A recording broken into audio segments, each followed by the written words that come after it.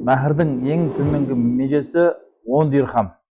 Яғни қазіргі таңда шамамен 30-40 мың теңгенің шамасында. Ал енді жоғарғы деңгей ол жаңағы кете береді. Ал енді әйелдер, қыз балалардың тұрмысқа шығу барысында кейде үй сұрау, машина сұрау деген жағдайларда кездесіп жатады. Бірақ енді үй, машина сұрау меніңше әбестік. Себебі бұл бас екеу болмай, мал екеу болмайды деген қазақта сөз бар.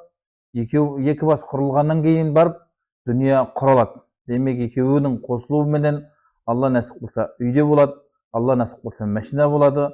Енді сіз бөлек үйді алып алғаннан оны үйленгеннен кейін оның жаңа күйеуіңнен бөлініп мен үйіме барып келейінші, сол жерге жатып келейінші деп ол үйде тұра алмайсыз, ол үйге барып жүре алмайсыз. Сондықтан меніңше шамадан тыс, шектен тыс нәрселерді сұрау әбестік. Сондықтан қазақ ежелден өзінің қызын әдеп, құрмет, кішіпейілділік деген нәрсеменен қыз балалар өз қыз балаларын өсіріп өндіреді.